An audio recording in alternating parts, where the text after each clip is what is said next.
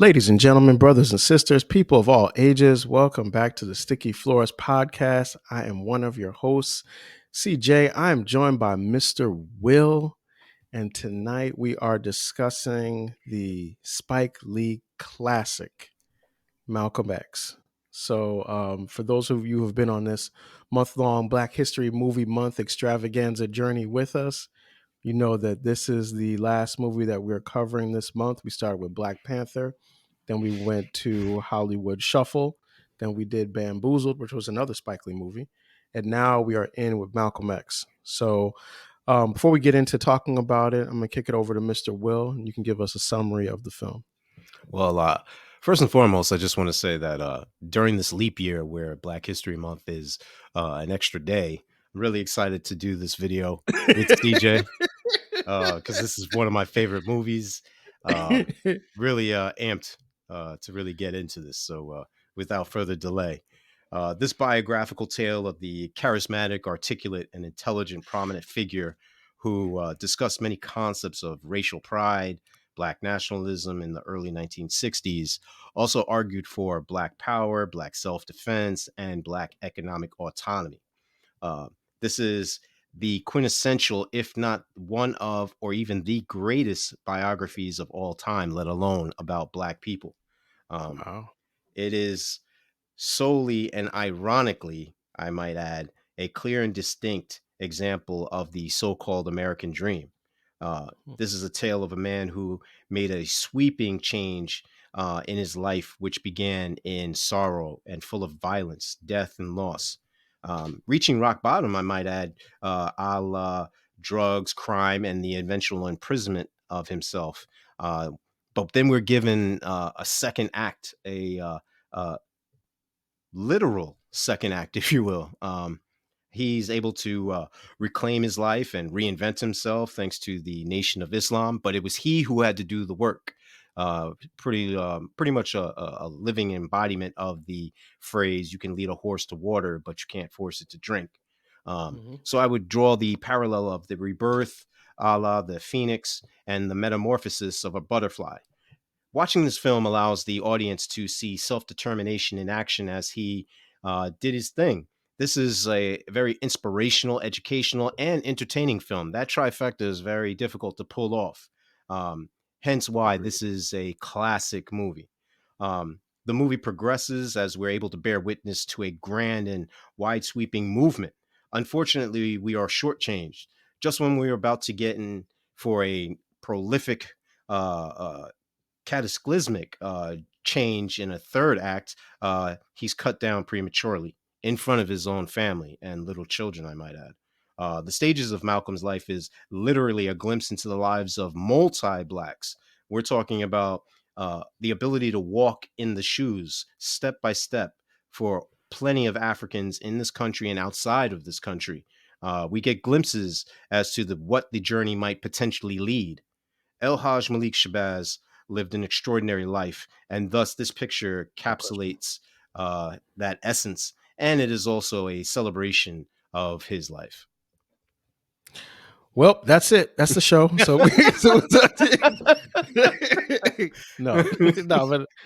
I appreciate that. I appreciate that that heartfelt introduction to the movie. You know, like I said last week, we're not going to hold you on this one. This is one of the movies that we really like, and that's why we talk about it. You know, it doesn't go without saying that I think both of us have a tremendous amount of love and appreciation for Malcolm X, the man and the image that he leaves that's remains to this day. And you know, it's interesting because of that, talking about a movie like this, a biopic, is kind of tricky for me because it's hard when, first of all, biopics are kind of tricky because Right. the story is the story. It's not like a character; it's like a real person. And the other part is that, you know, when if you really rock with the person, that also makes it kind of hard to like kind of see it in a certain way. So a little bit of a different thing from the way I kind of normally approach these movies. I thought a little bit about the idea of what Malcolm represents and what you see him represent in this film in different ways. And the first thing, and you touched on it in your introduction, is the idea of the redemptive quality of knowledge of self. So you see Malcolm go through this journey of being like the Detroit Red, and then you see him become Malcolm X, and you see how the exposure to the teachings of the Nation of Islam and the Honorable Elijah Muhammad is what really brings him to that point. And I'm always like think about how much of a transformational story that is. And it's so much so that like I remember being in schools here in this area and they'll have a picture of Mm. his mugshot. Hmm. And then they say, well, because of this mugshot, look what he became, Right, as right. an example of that. So like, like what do you think about that idea of the redemptive quality of knowledge of self? I definitely want to highlight something here. Um, you can two things can exist simultaneously. So although I have a great affinity for Malcolm, I understand that he is a human, which means he's Hmm. fallible, which means Hmm. that he went to the bathroom, put his pants on one leg at a time, he bled, he had disagreements, he ate food, he drank water, he tripped. So I don't idolize him as far as viewing him as an icon. With that being Hmm. said, um, and to your point that you were making, um, we have to understand that there is a love or an appreciation by Spike when he tells the tale of Malcolm, and Hmm. therefore the lens by which he views him in and shows the rest of the audience, as a matter of fact, the world that um, is often skewed um, to that, and it doesn't allow us to get him as a human being, um, which lends itself to good and bad, if you will. Um, Hmm. and I think that we have to be careful because, as you commented earlier, out in the pre-production meeting, if this is the only thing that you know of Malcolm X, then you're shortchanging yourself. Um, Yeah, and that's an important point. And yeah. I definitely want to make sure that we touch on that because you're right. I mean, the one of the things like and this is like kind of the internet research part of it. This Mm-hmm. is Spike Lee's version of Malcolm X, Mm-hmm. and that doesn't negate the truth of it because there's a lot of truth in it, and it's also very very a pro Malcolm X story, which is Right. fine because at the end of the day, if you watch this and you come away with Malcolm X was a great man, that's good. That's the point. Mm-hmm. I think that sometimes, though, the question about movies is, especially with biopics, do they become so leaning towards one perspective that it maligns other things? Mm-hmm. And it brings up another point about like the idea of what Malcolm represents, which is the idea of like, and this is not the movie doesn't really do this so much, but it does a little bit. It's like the idea of the false dichotomy between like what Malcolm represents and what somebody like Dr. King represents. Mm-hmm. And because we're socialized and we're educated the way that we are, we're educated through the ideas of dichotomy. So it's always compare, contrast to find which is Mm-hmm. different and ultimately which is better. Right. You do that with Malcolm and Martin, and it's not really a fair comparison to either. I agree. It does. I think that as you mentioned earlier, um, when doing so, it shortchanges them in a way that one can't exist without the other. One is supposedly better than the other. Mhm. It That's a draws problem. a stark line in the sand by saying they don't have any overlapping qualities and traits. Um, Yeah. and if you really read up on, um, let's just take this for example. If you really read up on Martin Luther King Jr., you would understand that his name wasn't always Martin. In fact, Mhm. his name was Michael. So he too Mhm. went through a name change, and there is very a gross amount of power in the word, let alone in someone's name. Michael meaning like God. So therefore, it's very significant when he changes his name to Martin, or rather, his father changes his name to Martin after the other religious leader in Europe. So therefore, you have to do the research, which is the same thing that Malcolm was emphasizing, a la the Nation of Islam, when saying we don't know our last name, so therefore we take upon the letter X for the Mhm. unknown in mathematics. So just those things draw a very helpful uh, line to connect the dots when saying, hey, um, saying that Malcolm is Magneto and saying that Martin is Ah, Professor yeah, X, that's um, that's a it's not, classic one. yeah, it's not very adequate. Yeah, yeah, that's a classic one, and it's funny because they actually did that. That's also a comparison that's always drawn, right? Oh, most The definitely. Malcolm as the Magneto and Hmm. Professor X as the Martin Luther King. Yeah, that's a good point. And the other thing that I think about with Malcolm, and the movie does show this, and it shows it. It actually shows it in the form of the scene where the young man sees Malcolm go to the police station, and then he Hmm. comes in. He says, "I want to be a Muslim," Yeah, right? yeah, yeah. And Malcolm's like, "Do you even know what that means?" You know, Means. and what I love about that scene is that it encapsulates something that is really significant and true, which is that Malcolm's presence brought a lot of black people to Islam and to the Nation of Islam. Like Mm-hmm. the Nation of Islam grew between, I think some of the estimates are between 700 to 25,000 during the time that Malcolm X was at the national minister. Mm-hmm. And you know that, like, you know, we you know, we're part of the black community. Black people are overwhelmingly Christian, Mm-hmm. and even more so at that point. Oh So yeah. the idea that this person was so prolific that he actually got people to step outside of their religious orientation Mm-hmm. is huge. Oh yeah, no question. No question. And I think it's the uh a credit to the nation itself, where it was able to help cultivate someone of that magnitude, of Mhm. that ability to entice others to even contemplate, let alone do it, of converting to what at that time and even today, at some aspects, viewed as a foreign religion, not Yeah, necessarily seeing the link between the Judeo Christian Islamic history. Um, yeah. I think the fact too that what is also overlooked are the quote unquote supporting characters. So Mhm.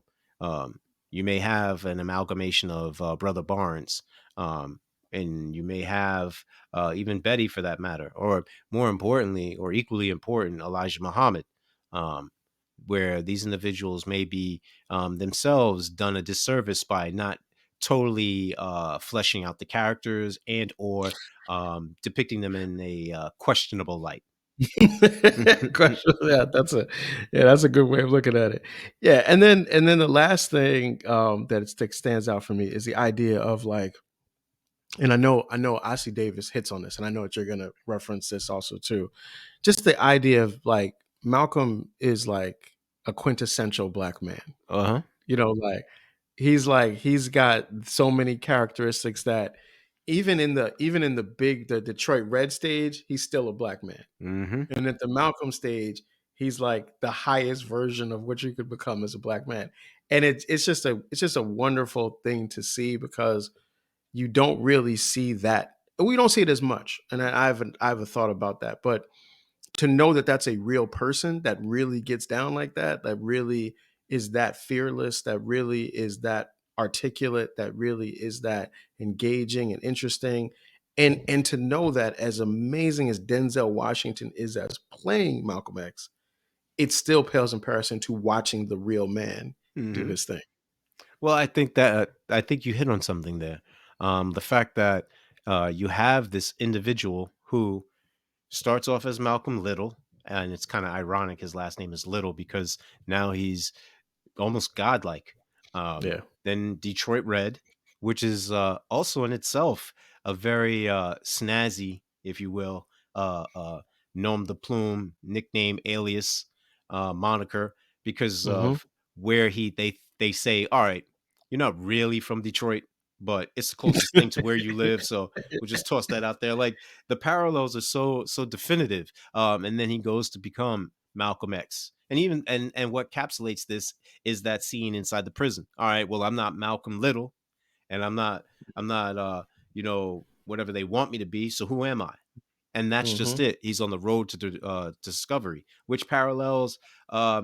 Excuse me. Let me just continue my other thought. Then he becomes Malcolm X. Then he becomes El Haj Malik Shabazz. He goes from one organization where he was a Christian to becoming a member of the Nation of Islam to becoming a Muslim. Um, and then he joins one organization after another, they're saying, until eventually he goes on to form his own, but Hmm. again, prematurely cut down and not able to fully develop that. That parallels the line of what we called ourselves from one point we were the N-word, Negroes, blacks, Great point. Africans, African Great point. Americans. Great So point. Yeah. this is how you can see step by step the parallels to other individuals that are going through a similar journey. They may not have the same platform or the stage, but again, Malcolm embodies all of us. Where yeah, Hmm. there are the street dudes who are out there. Remember, Joshua ben Yosef was crucified with criminals, and he was friends to prostitutes, and you kind of see that. So I understand how they're able to elevate this man to that stature because Yeah. he embodies some of those things, resembles some of those things, exhibits some of those things. Yeah. And then the other part is that it's a real story. Yeah. It's true. Like it's true, it's documented, it's factual and actual. So that makes it even more amazing and even more of, like, as you said, an American story, like you Hmm. said in your introduction. So you talked a little bit about like the actors and actresses that are part of it. I Yeah. know that you always love the cast. What do you want to say about like some of the cast members? Yeah, man. The thing that we can't overlook is, yeah, words on a paper, they may be dope, they may go in and really move you. But what brings that to light are these individuals who are able to bring life to those words on the screen because we're visual people. Um, I Hmm. can't really describe to you what the color orange is if you don't have any eyes and you've never seen the color before. Um, Hmm. so with that being said, um, like Denzel is the centerpiece. He's the quintessential. When you think of Malcolm X, for me, I can't make the distinction, or at least when I was younger, I couldn't make the distinction between Malcolm and Denzel, and Yeah. therefore it encouraged me to learn more about Malcolm, and even encouraged me to learn more about Denzel. Hmm. The fact that I'm saying Denzel when it's Denzel, that inspired me to really see these two men for who they are, actual men. And then you hit upon something before too, which saying, there's truth to every joke. And the reason why jokes are funny is because of that element of truth. So Because there's truth therefore, in them.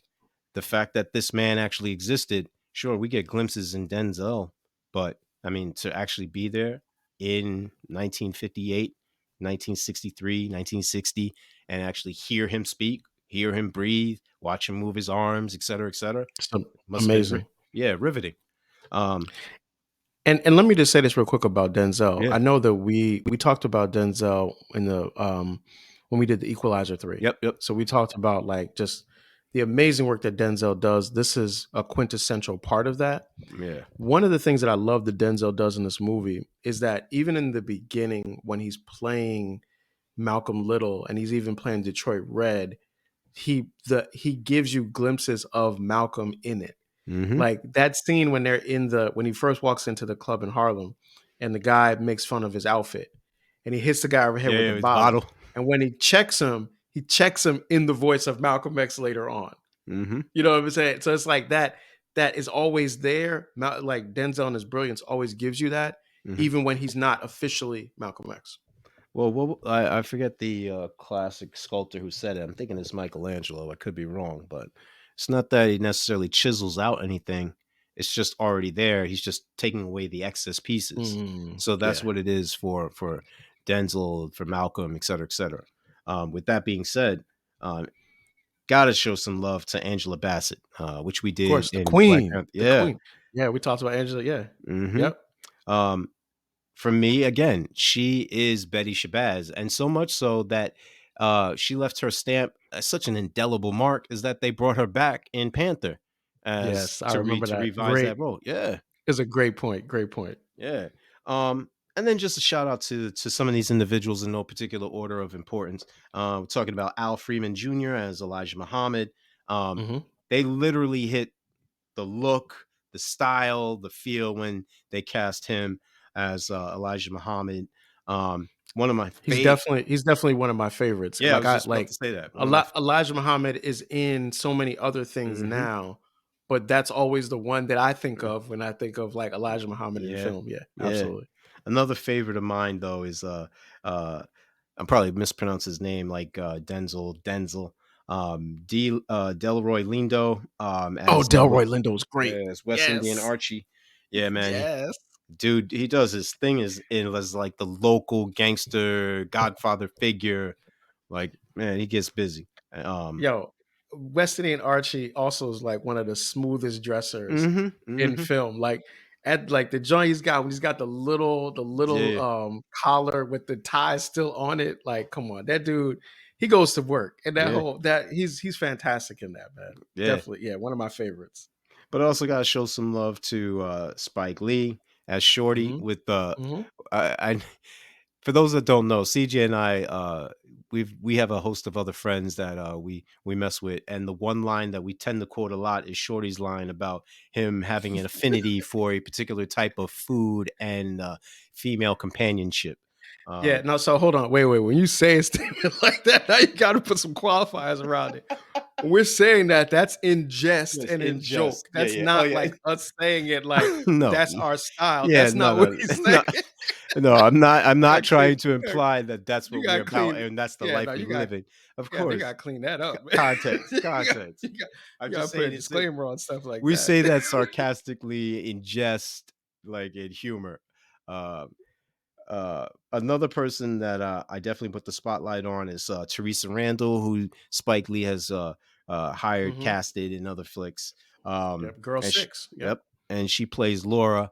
And I think that Laura is also a very symbolic figure, as you're talking about, from innocence, childlike naivete, and then being thrust into the quote unquote real world and getting um, unfortunately led astray, Destroyed by cast it. Yeah. astride, cast aside, just yeah, like CJ said, destroyed by that Hmm. overexposure, where she's literally a prostitute, and they show her kind of like looking but not looking at Malcolm as Yep. on the street, and her taking on a John into some just dilapidated building.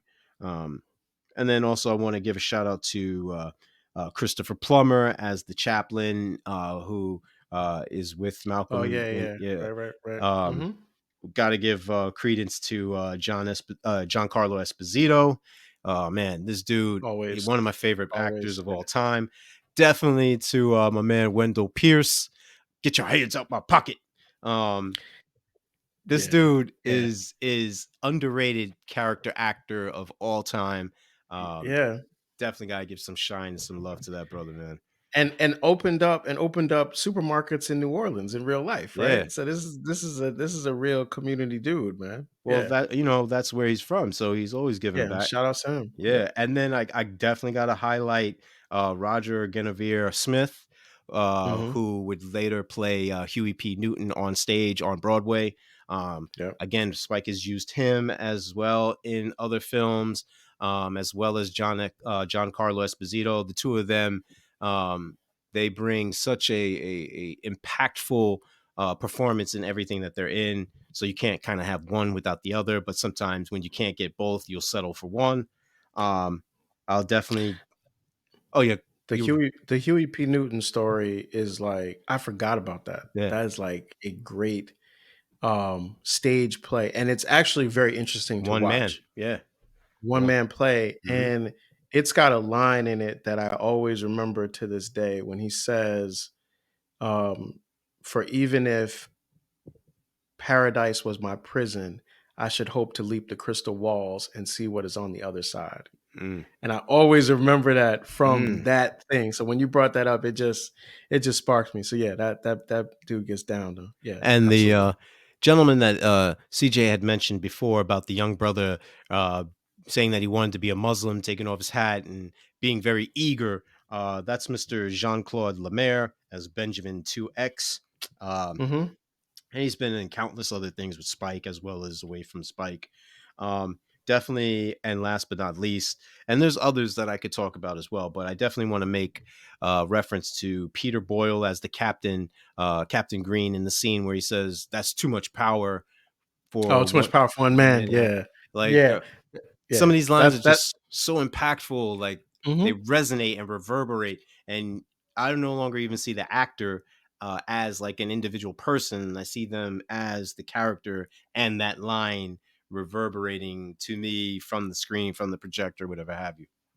Yeah, it's an yeah. I mean, like it's an amazing movie, and I appreciate you lifting up all the actors and actresses that were a part of it because you're right. You can't make a 3 hour plus movie without really good acting, and you need Mm-hmm. other people to pick up parts of it.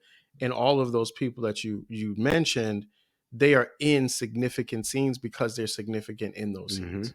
So I mean, like that's definitely there. This is an important film, and we've talked about a lot of films, since we were doing this. This is the 26th one we've done, or maybe 24, if you 25, whatever case may be. We talked about a lot of 20 films. plus. Yeah, 20 plus. Good. Thank you. Thank you for the summary. Not all of them I think of as important, but I think this one is really important because it sets the foundation for for the idea of Malcolm X. And you Mm. mentioned that when you said, you know, you think of Denzel, you think of Malcolm X, you see Denzel because of this movie. Mm-hmm. Just like I said with Elijah Muhammad, I think of that actor when I think about Elijah Muhammad in film. This movie is also allowed for I think now the dramatization of Malcolm X, because Mm. now this is like sort of sets the foundation. Now you're able to see Malcolm in like Selma, and you're able to see Malcolm in A Night in Miami, which is really a dramatization, because in that movie it's more like based on a play, Mm-hmm. and it doesn't have to really be grounded in it's historical but not factual. Correct. um, Godfather Harlem, Mm-hmm. another example where you get to see more of a dramatized version of Malcolm X.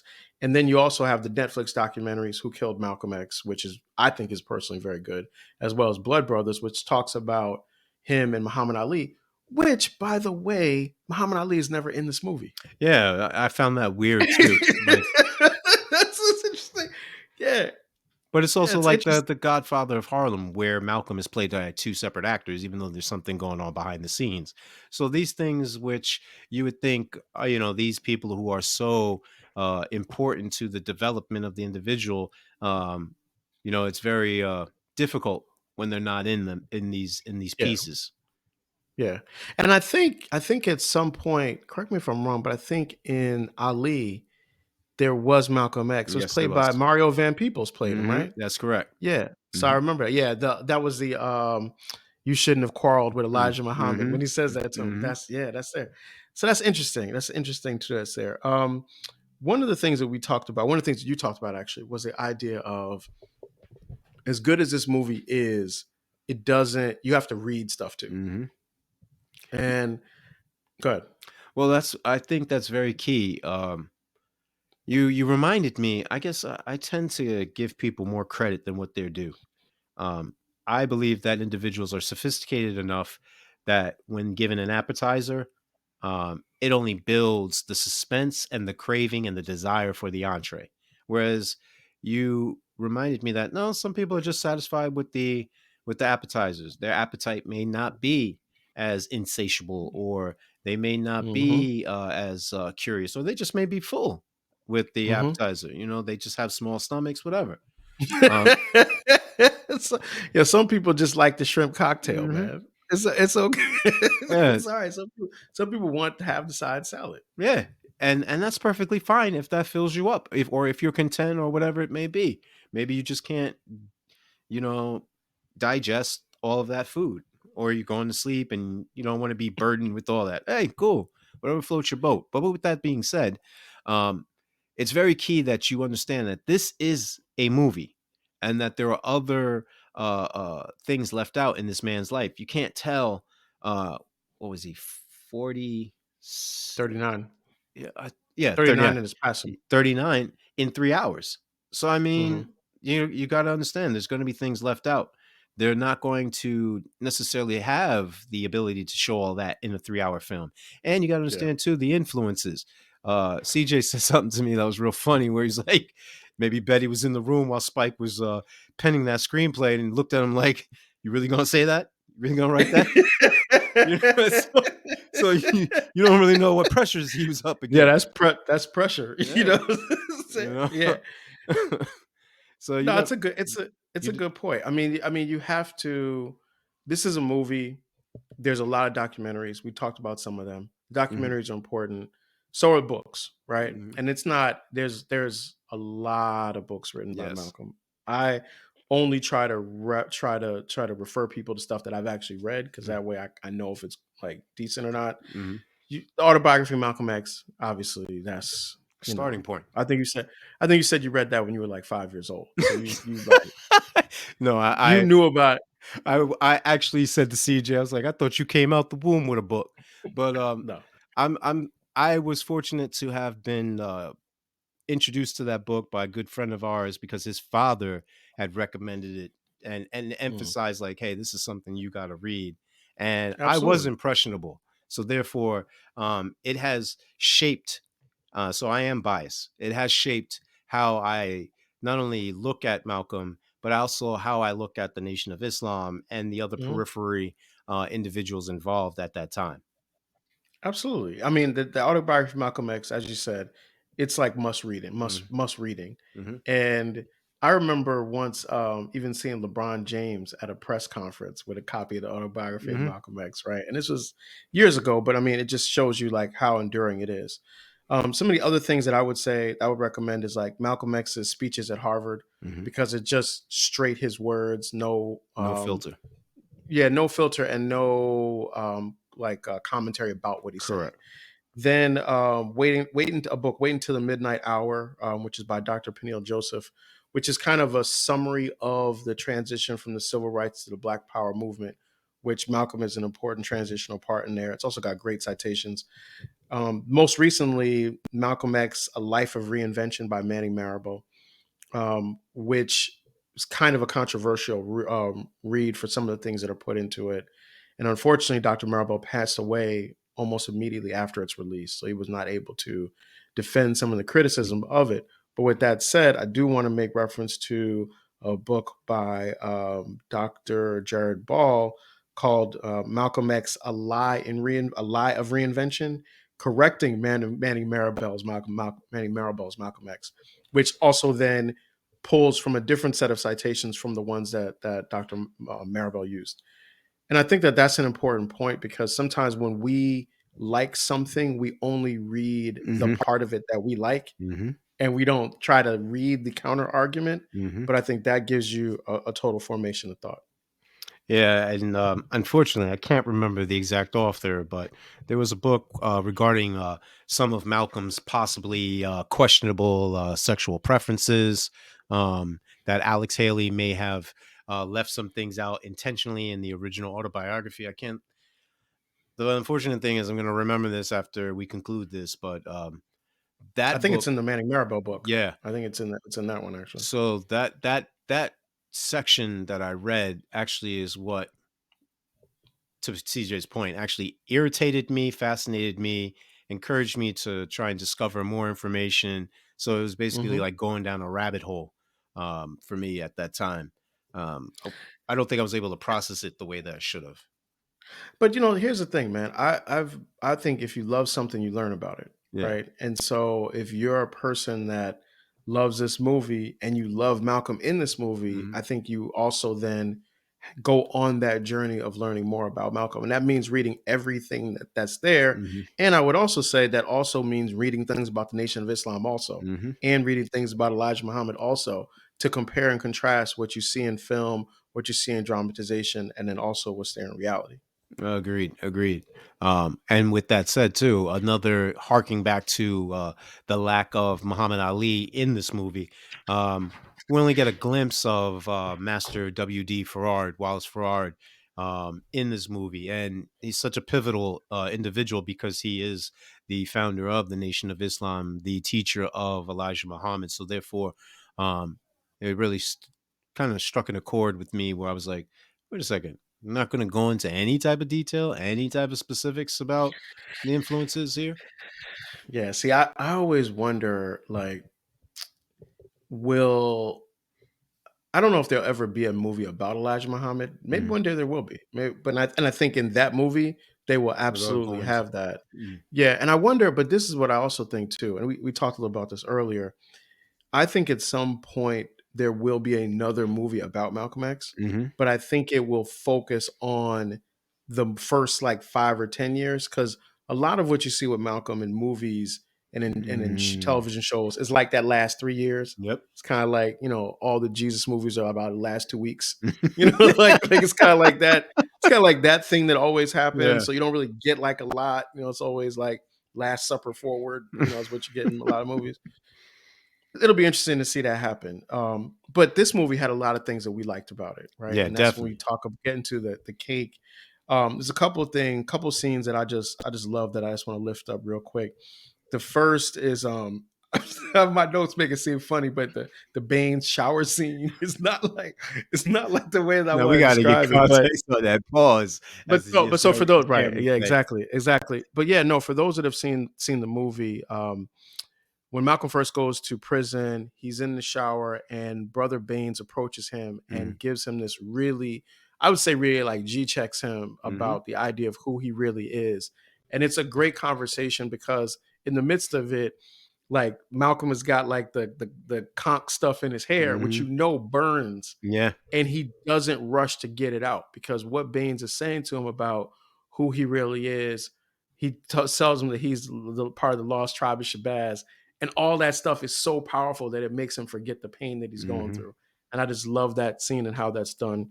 Um, the other scene I just want to lift up is the beginning of the Betty Malcolm talking about Elijah Muhammad's infidelities, mm, and it's shot in two long scenes. So there's one long kind of scene discussion, and then they close the door and they go into the bedroom, and then it continues. mm-hmm, And what I always love about this is that this might sound crazy too.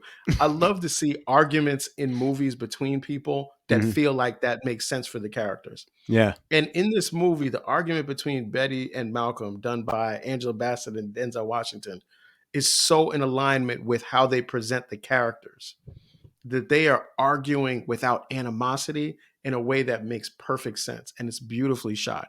And in some ways it's kind of funny because it's like the opposite of like the scene in Any Given Sunday when Jamie Foxx and Lita Rashawn are arguing, which is a savage argument, but I Mm-hmm. also like it because it makes perfect sense for what the characters are like. So I love those scenes. And then if I would say like one last one, of course, the scene where they go to the police station, he does the thing with the hand and he points at everything. Mm-hmm. Fantastic. That's like the superhero scene of the movie. So that's my cake. Well, again, those things that you're highlighting, they make sense because they're in the proper context of the Mhm, character, and I think that's something that a lot of good actors ask. I was mhm, watching this joint about Ethan Hawke detailing like he learned so much in Training Day from Denzel Washington because Denzel mhm. would ask the questions of the director, and not to show him up or to be a jerk or anything like that, but like, hey, what's the motivation? Because the audience is nuanced. The audience will Yeah. say, hey, don't go into that room, the boogeyman's in there, or oh, there's only one black guy in here, a bunch of white dudes, we know who's going to die. Like just certain things that you're able to pick up Yeah. on because Yeah. these things have been told to such a degree that you know if you know, you Yeah. know. Um, Yeah. so with that said, some of the things that I liked, obviously, the portrayal by Denzel, and then number He's great. two, the portrayal by Angela Bassett. CJ talked about it, the scene in which the two of them are arguing, or even some of the more intimate scenes, which gives a glimpse as far as Malcolm and Betty being humans, being in love, Mhm. having Mhm. feelings, not being Yep. robotic, not being automatons. These two are able to feed off of each other in such a way that you almost feel like you're a fly in the wall in those Yeah. places that in which they're Yeah. doing their thing. And then number three, of course, is Spike Lee, and not because of his portrayal of Shorty. That's more like the icing on the cake. Um, but really due to the storytelling, it's so great, it's so excellent. The brilliant cinematography, the color photography intermingled with the black and white, especially when they're doing the media interactions. We're talking about like that quasi uh, documentary style in which the story Mhm. is being told. Those compare and contrast, they go back and forth almost like a great volley. You're talking about the lighting, the imagery of Harlem. You feel like you are a part of Harlem and that Harlem Mhm. is another main character. Um, you're talking about also some other favorable elements like the imagery. I mean, you look at the cars, you have Sam Cooke, Day's Gonna Come playing in the Oh man. background. Like, Yep. so Long time coming. Yep. yeah, this movie hits on so many things, like being impressionable as a teenager, as an adolescent. They help to stay with you for a long, long time, even into adulthood. Um, I think the scene that really does it for me though is Malcolm is at the college campus about to give his speech, runs into this blonde haired lady. She says, me as a white person, I Oh, empathize, I that's a classic sympathize, I want scene. to be a part, I want to do my thing. She sounds Yeah. so earnest and full of so much zeal and passion, Hmm. so impressionable. And she says, so what can I do to help? What can I? What? Hmm. She's really sincere, and he says nothing. Yeah, And and he's so he keeps it moving. he's Yeah, so cold blooded with it, yeah, man. yeah. He keeps it moving, and then and you know what I first of all, I mean that's a, like an amazing scene. But what I like about it is later on when he Mm-hmm. said, when he forms his own Yep. organization. Yep. So he has the Organization for Thank African American Unity, you. Mm-hmm. and he says white people can support, but black people have to be in the They got to organization do the because work. Yeah. we have to do the work ourselves Mm-hmm. before we have anybody else a part of it. It's just a brilliant thing, man. And I that love says it. it all. I love it. I love it. Okay, so that's the stuff that we really liked about it. And there's a lot more, Oh, obviously. I of mean, course. it's a lot, but we're not here forever. We're here for a good time, but not a long time. So, the a couple things that I would say that I didn't like as much. The dance scene in the beginning, Mm. it's long. It's like somebody said, "Hey, let's do this choreographed 5 minute thing with people running through the air and jumping and sliding through people's legs and all that." I was like, "Please let this end." And I thought that now, and I remember thinking that when I You was still young and I thought was it? watching. Yeah. What is this? Is this some? I remember when I was, matter of fact, when I first saw it, I was like, "Is this a musical? Like, what is happening? Like, what is this?" So, Oh whatever. man, I got to Um, push back on that though, man. I think it humanizes him. I think it shows like, hey, yo, okay, he could get down, okay, he could do his thing on the dance floor. He I liked to get go it. to dances, be around people. He was I dig fun, it. energetic. Like, I dig it. I uh, dig it. But a music video is 3 minutes long. That was 5 minutes and 50 seconds. I'm, You can still get there.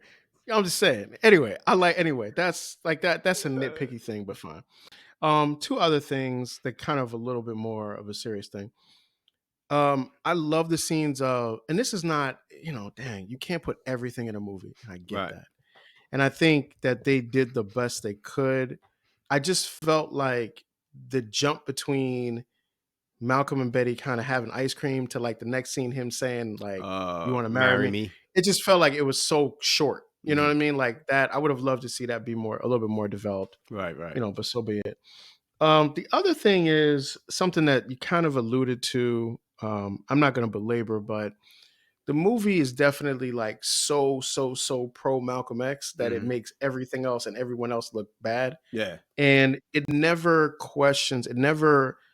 makes you question any of the decisions. It never Mm. makes you question anything that he does as Malcolm X. And I think while it's admirable and it shows the love and appreciation that Spike Lee has to present Malcolm in that way, it also then reinforces, I think, why you need to read more and watch documentaries to try to get like a broader, fuller picture of not only Malcolm but the entire universe of people and organizations around him. And I'm not talking about the FBI and I'm not talking about the Mhm. NYPD because they kind of got them right, Mhm. but I am talking about the Nation of Islam and Elijah Muhammad and the way the other Muslims in the nation felt and how the other black leaders felt. Like that entire part needs probably could have been fleshed out a little bit more.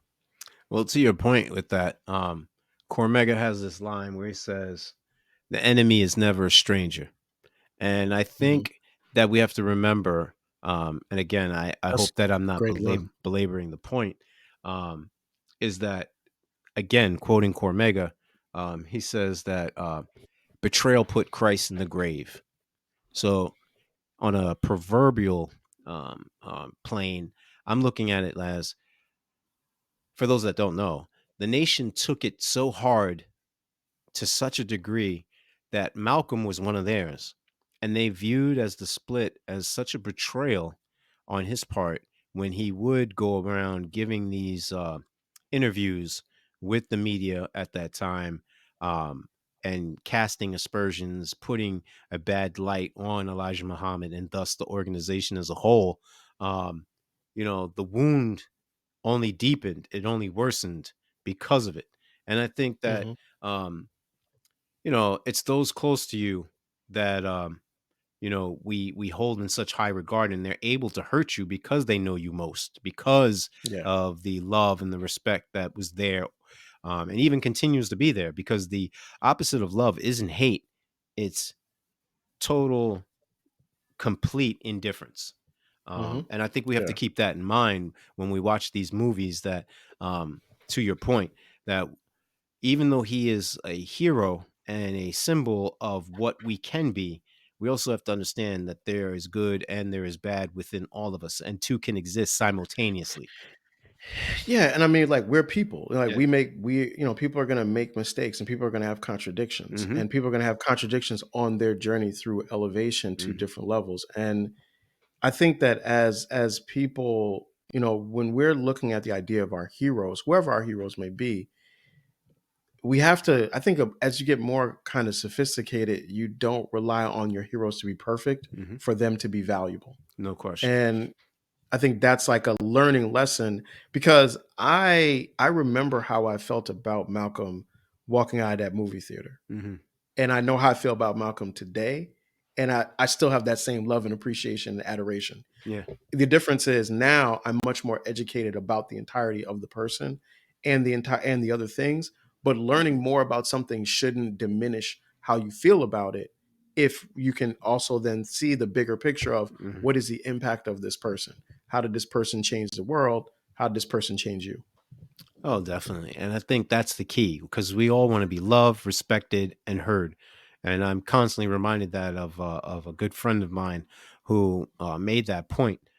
Sometimes we neglect to see these individuals as human beings, that we love and respect, that are fallible, that they are capable of making mistakes. Sometimes we lose some respect for them when we find out that, they're not doing what we envision, which is kind of funny and Yeah. ironic, because, you know, we're only letting ourselves down when we have these expectations, that Yeah. we expected this person to be more than what they are. It's not that they let us down, it's that we let ourselves down, and we can't necessarily point the finger back at ourselves. And it's much more, as Guru said, it's much more easier to tell someone how to live their own life than to lead yours. Um, Yo, so wait. So we got two Cormegas and a Guru yeah. quotes in the middle of the, the Malcolm X movie breakdown. Wait, yo, you make your Cormega sounds like a scholar, man. Like, where's his with? Like, I got to go back and listen to some Cormega, man. Like, Well, goodness gracious. I mean, like, Cormega said that. Shout out to Cormega, man. He's a legend. So, yo, did you have anything that you didn't like about the movie, or any oh scenes no, that oh did? yeah, definitely. A lot of the stuff that CJ mentioned, um, I agree. I see where he's coming from, et cetera, et cetera. But I think the biggest thing for me, that really stands out, is the inevitable conclusion to the biography. As Mhm. CJ said, mentioned, it's a biography, so you know how it's going to end. Um, Mhm. and I purposely do not. I've only seen it maybe twice, literally. I purposely, intentionally do not watch the end, because I don't want to leave that lasting impression. I know it's crazy, it's childish, whatever have you, but I want to be able to say, nope, he's still alive. When I last saw it, he's forming his new organization, he's working at the Kinks, Yo, nope, that's beautiful. driving home to his That's kids. That's the last time I seen the joint. Yo, you know what's funny is that I have that same feeling with Carlito's Way. Yeah, yeah, yeah. Well, I I think never Carlito like to lives. watch. I think he I lives never, actually. yeah, but I don't even like to see him get shot. I don't even like. Okay. I don't even like to see that part. Like, I think I cut it off right when Benny Blanco shows up. Well, that Like, made me that's I'm not like, like okay, John I'm like, Leguizamo for such a long right, time, man. right, because you love Carlito. So one day Uh, we do Carlito's Way. But yeah, that's so funny. I get that, and I know what that is too. I when this, so look, during Black History Month, they play Malcolm X on oh, TNT. It'll come on, be on dude. there. Yeah. I never watch the ending. Never. I watch it all the way and be like, as soon as he gets to the part Mhm. right after the Sam Cooke song, I'm Yeah. like, all right, cool, I'm I good. don't even get that far anymore, yo. I I'm enjoy. I know I'm good. I just like to hear the Sam joint, and I'm like, cool, time to cut it off.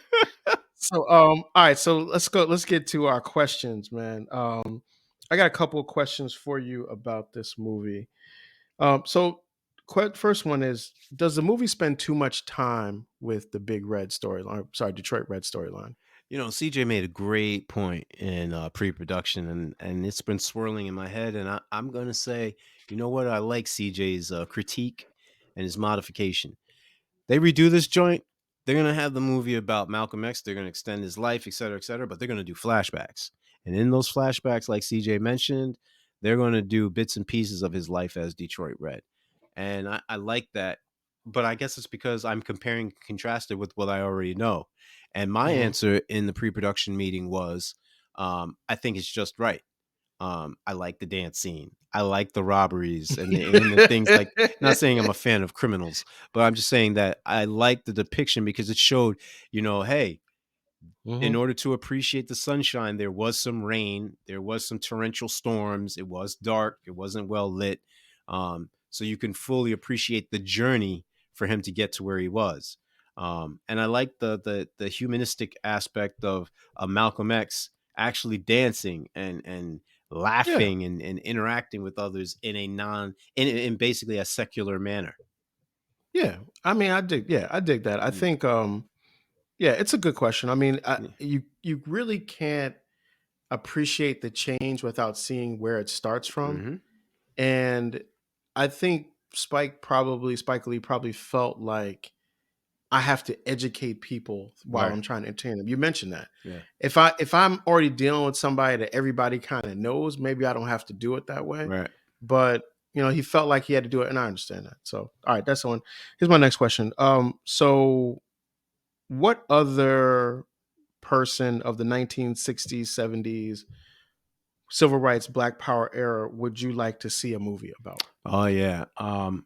I gave it some thought, and yeah, I'm still sticking with it. Kwame Nkrumah. I think, Kwame Nkrumah, the yeah, I would. Sagafo. Yeah, I would definitely like to see that.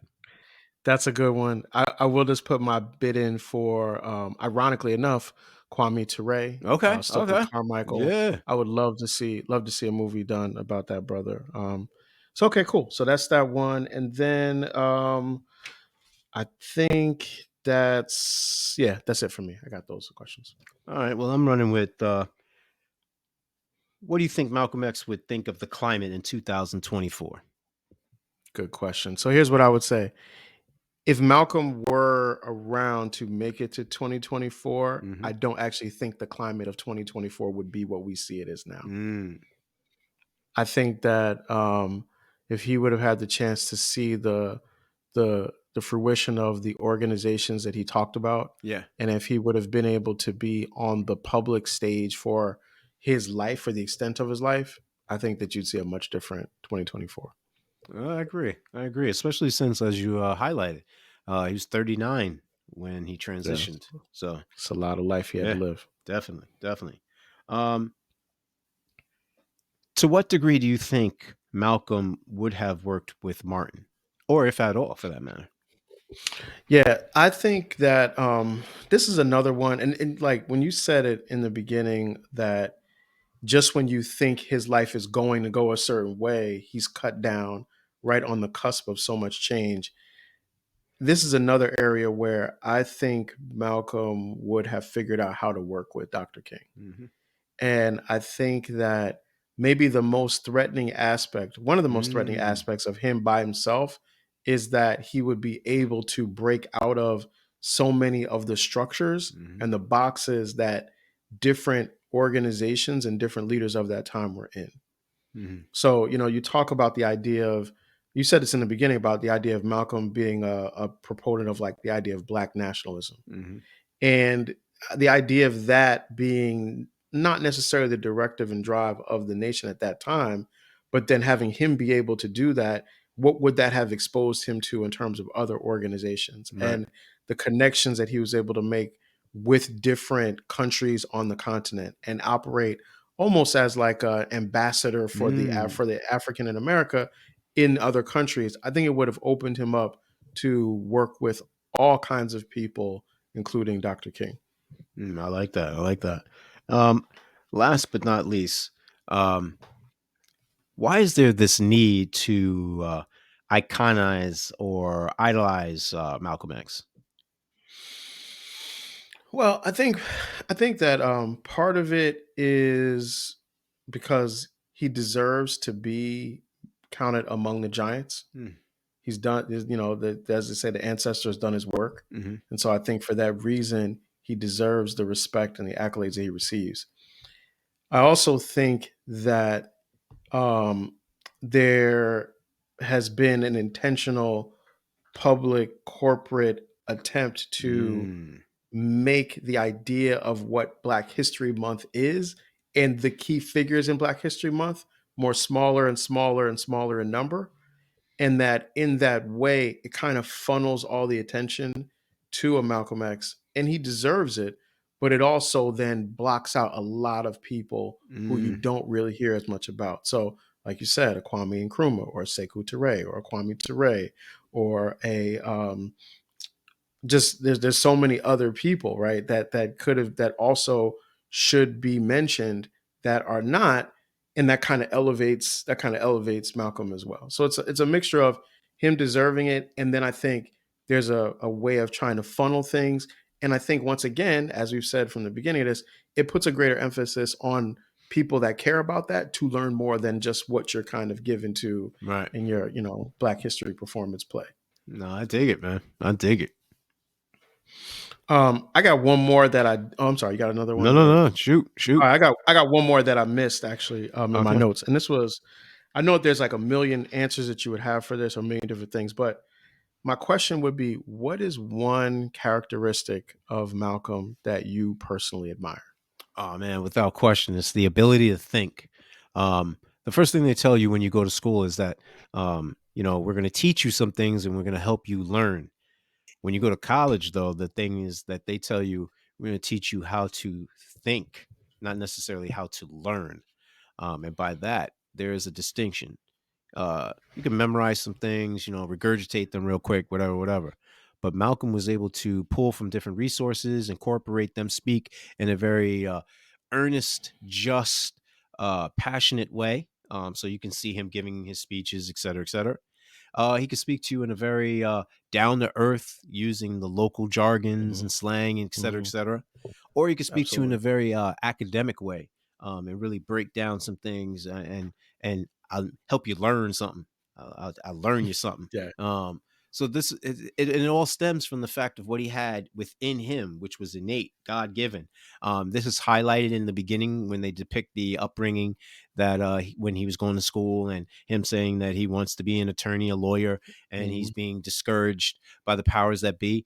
But he's able to use his orative skills when it matters most. And as you talked Yep. about in that scene in which he hits the dude over the head with the bottle, he hits him Yeah. He again sounds like it with sounds like Malcolm. Malcolm. Yeah, Yeah. you know what I mean? Yeah. So yeah, definitely the Yeah. ability to think. Yeah. That's a good one. That's a great What one. about you, man? So I would say that it's the fearlessness that Mm. he demonstrates. This is a person that says things out loud in public that many people fear to say Oh yeah. or whisper even in private. Mm-hmm. And once again, it's not like a characterization. Like this dude actually like they said, like you live what you talk about. like Mm-hmm. Malcolm lived what he talked Get about. it how You you know what I mean? live. Like so Mm-hmm. so he was like true. He was really true to the game, and that level of fearlessness is something that you don't often see, Mm. and you rarely see from people in the public forum, Yeah. especially now where people are so afraid to say anything that may offend anyone. But Malcolm was concerned with the truth and concerned with telling people the truth, whether or not you were prepared to hear it. One of my favorite quotes from Malcolm, and I thought about this as you asked the question, is so over you is the greatest enemy a man can have, and that is fear. Mm. I know some of you are afraid to listen to the truth.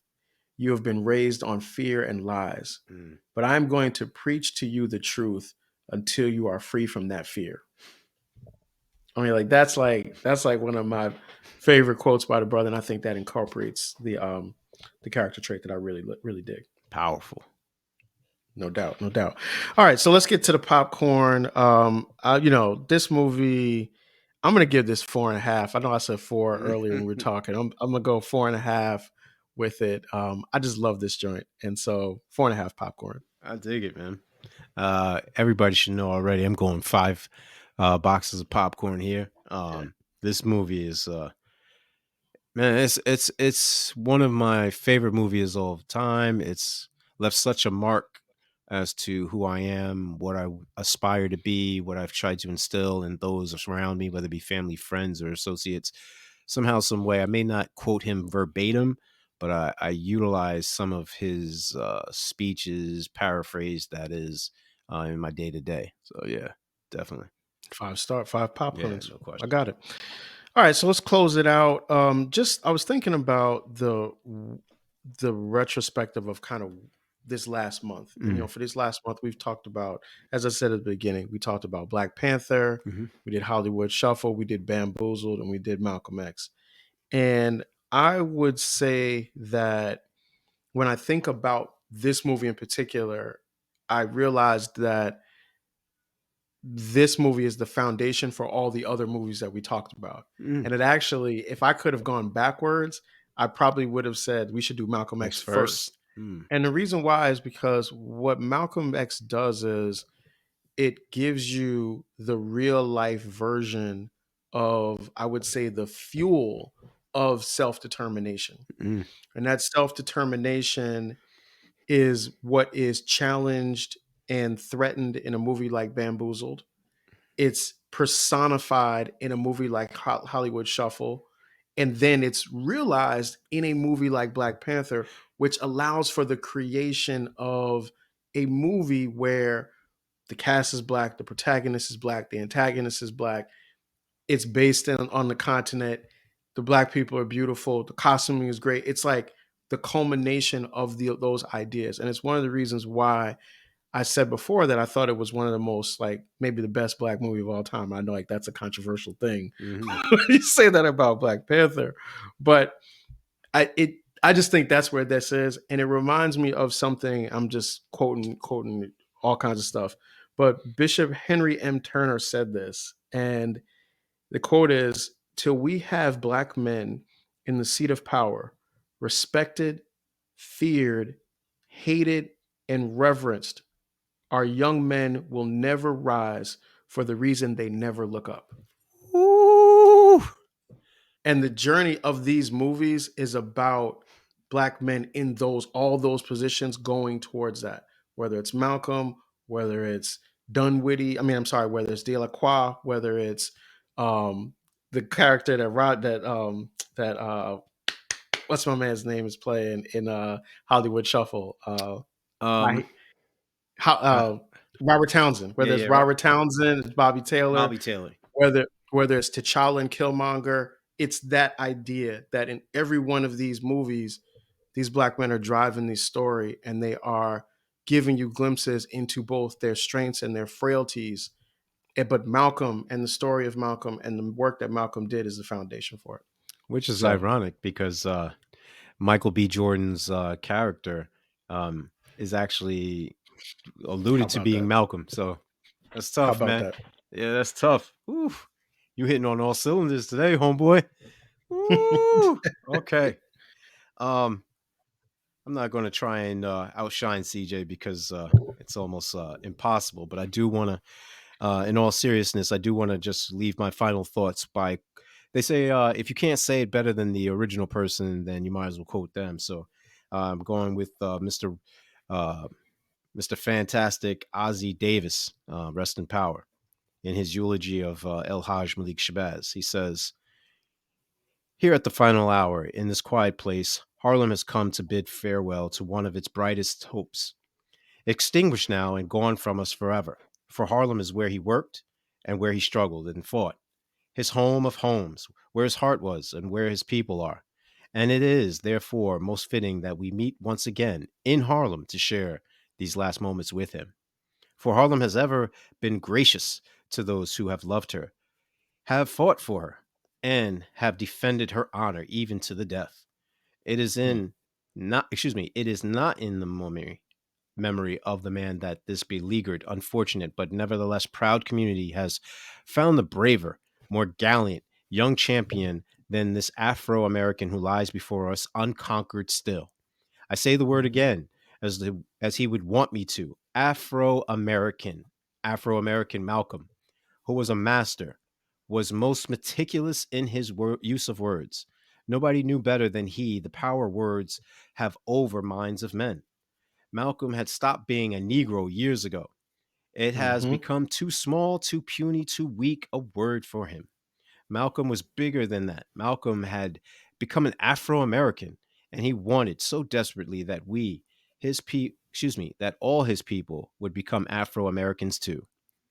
There are those who will consider it their duty as friends of the Negro people to tell us to revile him, to flee, even from the presence of his memory, to save ourselves by writing him out of the history of our turbulent times. Many will ask what Harlem finds in honor in this stormy, controversial, and bold young captain. And we will smile. Many will say, turn away, away from that man, for he is not a man, but a demon, a monster, a subverter, and an enemy of the black man. And we will smile. They will say that he is of hate, a fanatic, a racist, who can only bring evil to the cause for which you struggled. And we will answer and say to them, did you ever talk to Brother Malcolm? Did you ever touch him or have him smile at you? Did you ever really listen to him? Did you ever do a mean thing? Was he ever himself associated with violence or any public disturbance? For if you did, Mm-hmm. you would know him. And if you knew him, you would know why we must honor him. Malcolm was our manhood, our living black manhood. This was his meaning to his people. And in honoring him, we honor the best in ourselves. Last year from Africa, he wrote these words to a friend. My journey, he says, is almost ended, and I have a much broader scope than when I started out, which I believe will add new life and dimension to our struggle for freedom and honor and dignity in these states. I am writing these things so that you will know for a fact the tremendous sympathy and support we have among the African states for our own human struggle. The main thing is that we keep a united front wherein our most valuable time and energy will not be wasted fighting each other. However, we Mm-hmm. may have however, we may have differed with him or with each other about him and his value as a man, let his going from us serve only to bring us together now. Consigning these mortal remains to earth, the common mother of all secure in the knowledge that what we place in the ground is no more now a man, but a seed, which after the winter of our discontent will come forth again to meet us. And we will know him then for what he was and is, a prince, our own black shining prince, who didn't hesitate to die because he loved us so. Boom. There it is. Look, you know how bad I want to say I am Malcolm X, right? Man, no, that's no. All jokes aside, that's beautiful, and I appreciate you reading that because I bet that the vast majority of people have never actually heard the whole thing because what you hear in the movie is snippets of Only it, and so snippets. most people have never heard it, and probably very few people have read it. So thank you for sharing that, man. Um, that's how we closing it out. It's nothing else to say after you said all that.